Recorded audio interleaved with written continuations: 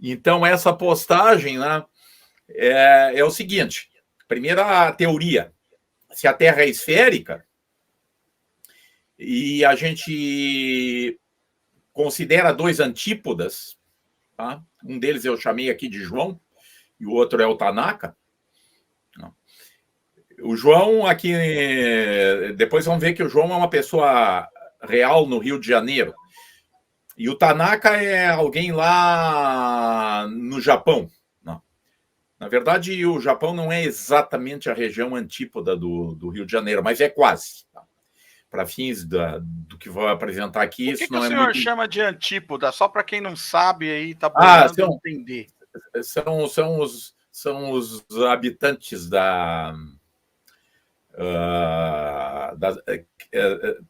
são os humanos, né, que vivem em pontos diametralmente opostos na superfície da Terra.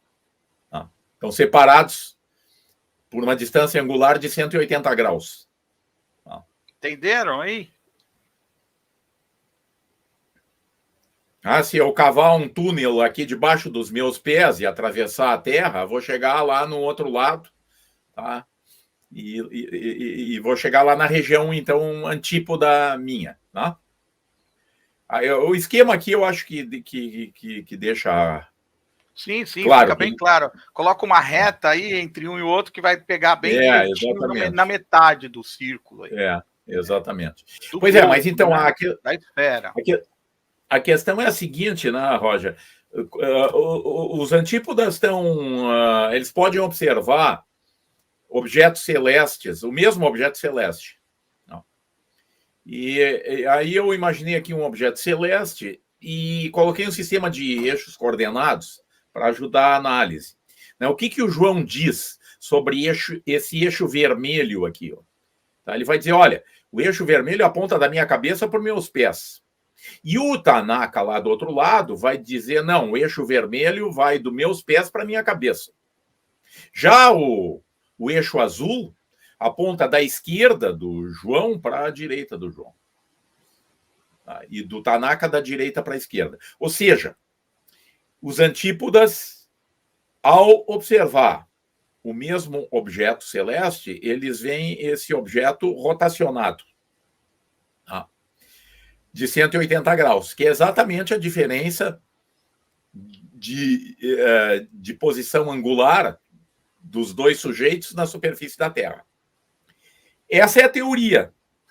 Tá? Quer dizer, se a Terra é esférica, as coisas devem se passar desse jeito. Pessoal, um vídeo aqui curtinho, essa não podia passar em branco. É um vídeo do canal Rogerox, tem 6 meses que foi lançado. E o ilustríssimo professor Fernando Lang vai dizer que a explicação para o Antípodas, o João e o Tanaka, eles conseguiram observar ao mesmo tempo a Lua, estando diametralmente oposto aí em cima da Terra Globo, seria da forma apresentada. Ele traça duas retas até a esfera que representa a Lua e diz que o Tanaka e o João estão conseguindo ver a Lua diametralmente opostos, em lugares diametralmente opostos, ou seja, eles estariam com um ângulo aí de 180 graus entre eles. É algo assim tão surreal que foi apresentado que não tem como não fazer um comentário sobre isso aí. Primeiramente, que o João e o Tanaka, eles vão ter uns 2.000 quilômetros de altura para poder essas retas se encontrarem ali na esfera que ele colocou representando a Lua.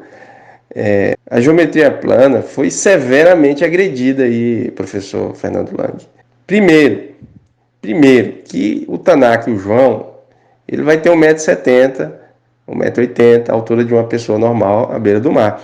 E essas retas, elas, por eles estarem diametralmente opostos, ou seja, 180 graus um do outro, essas retas obrigatoriamente são paralelas. Professor Fernando Lang, as retas são paralelas. Geometria plana básica. Pelo amor de Deus, a que ponto chegou essa ciência? Jamais os dois observadores vão conseguir ver o objeto ao mesmo tempo. Se ele está visível para um, ou seja, se ele está acima do horizonte de um, não pode estar para o outro.